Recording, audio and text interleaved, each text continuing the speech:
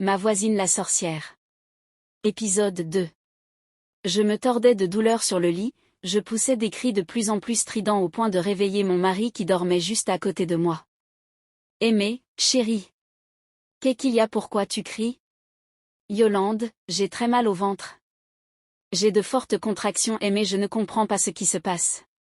Aimé, mon Dieu, c'est pas possible. Ne me dis pas qu'il va venir maintenant, ce n'est pas encore le bon moment. Yolande, non. Il ne peut pas naître maintenant, ce n'est pas encore le bon moment, aïe, non mon Dieu, ne me fais pas ça. Aimé, qu'est-ce que je fais, chérie? Je t'amène à l'hôpital? Yolande, non, ça va passer, à cette période c'est normal que j'ai des contractions, ne t'en fais pas. Aimé, mais c'est la première fois que je te vois autant hurler de douleur, chérie, tu es sûre qu'il ne faut pas consulter un docteur? Yolande, non. Ça va, ça doit être à cause du déménagement, j'ai fourni beaucoup trop d'efforts, je pense que c'est dû aux multiples efforts que j'ai fournis, cela a sans doute des répercussions sur moi. Aimé, j'espère juste que cela ne va pas s'aggraver. Yolande, non, par la grâce de Dieu tout ira pour le mieux, passe-moi les médicaments qui sont dans le plastique dans l'armoire, je pense que ça va pouvoir me soulager un peu. J'ai pris les médicaments et je les ai bu, j'ai attendu quelques minutes mais les douleurs étaient toujours présentes. Je supportais la douleur et puisque je n'arrivais toujours pas à dormir et que la douleur ne s'en allait pas, j'ai pris ma petite Bible qui était sur le chevet de mon lit et je me suis mise en prière en évoquant quelques versets. Étrangement, pendant le moment où je me consacrais à cette petite prière, mes douleurs abdominales commençaient peu à peu à s'atténuer et au bout d'un moment plus rien, elles ont complètement disparu, j'ai pu me rendormir encore quelques heures avant que le jour ne se lève. Une fois le jour levé, mon mari était parti pour son travail, et moi je devais me charger d'accompagner les enfants à l'école. Leur école était désormais bien plus loin depuis notre nouvelle maison, je devais donc supporter que l'année s'achève pour que je puisse leur trouver une école plus à proximité. Une fois cela fait, je suis rentrée à la maison, épuisée, je me suis assoupie sur le canapé dans le salon. Quand j'ai ouvert mes yeux, j'ai senti une présence humaine à côté de moi et j'ai sursauté en levant mes yeux vers le haut, c'est où je me suis rendu qu'il s'agissait de ma nouvelle voisine. Jézabel. Désolée voisine, je ne voulais pas te réveiller. J'ai toqué à la porte depuis un bon moment et vu que tu ne venais pas et que la porte était ouverte, je me suis permise d'entrer. Yolande, non, c'est rien. Je ne m'attendais juste pas à te voir là, tu comprends. Jézabel, d'accord, encore toutes mes excuses. Comment vas-tu alors? La nuit d'hier j'ai entendu des bruits et j'ai même cru que tu avais accouché. Yolande, non pas encore, c'est pour le mois surprochain. Mais j'ai eu des fortes contractions hier, j'ai eu très peur avec mon mari, grâce à Dieu c'est passé, ça va mieux maintenant.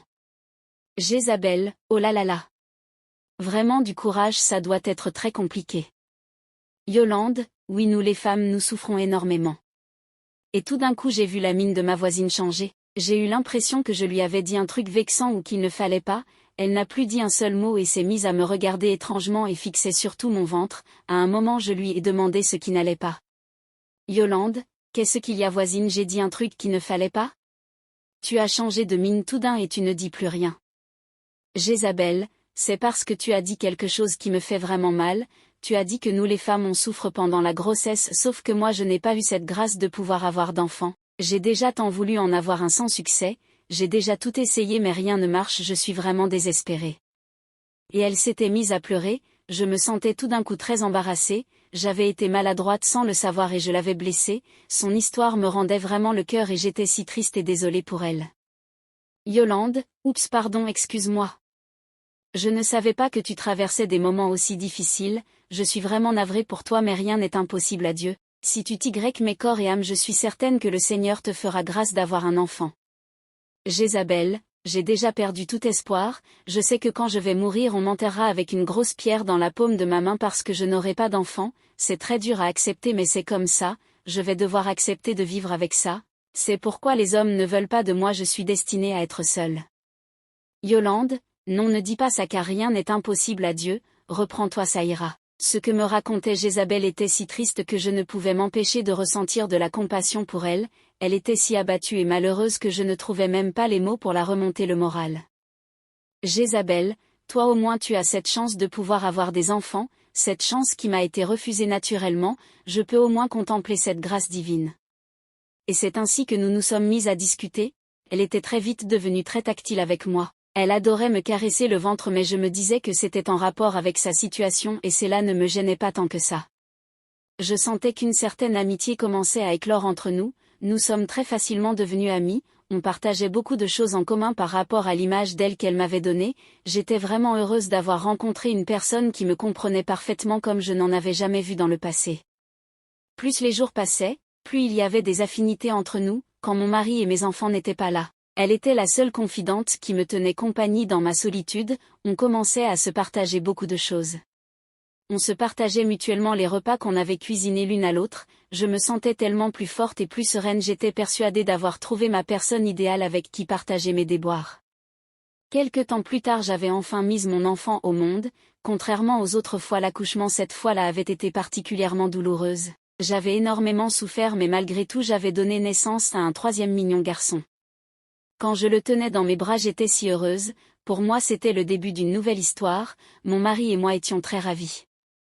Quelques semaines plus tard nous avons décidé de présenter l'enfant aux autres membres de la famille, c'était le moment où chacun venait avec un petit présent pour l'enfant pour me féliciter pour de la naissance, j'avais convié Jézabel à cet événement et il s'était passé quelque chose de très curieux ce jour-là. Alors que l'enfant s'était mis à pleurer curieusement et que j'avais tout essayé pour le calmer je n'y arrivais pas, toute l'assemblée chacun à son tour le prenait dans ses bras mais personne ne réussissait à calmer l'enfant, mais lorsque Jézabel l'avait pris dans ses bras il avait curieusement arrêté de pleurer, et quand j'ai voulu le reprendre il ne voulait plus revenir avec moi et se mettait à hurler dès que je l'approchais, on aurait dit qu'il avait reconnu sa mère et qu'il ne voulait plus la quitter. Jézabel semblait si heureuse de cette situation que je la voyais rire au éclat avec mon fils dans ses bras, et lui il restait si calme et je croyais être la seule à remarquer ça mais ses yeux avaient l'air rougeâtres comme ceux d'un démon quand il était avec elle.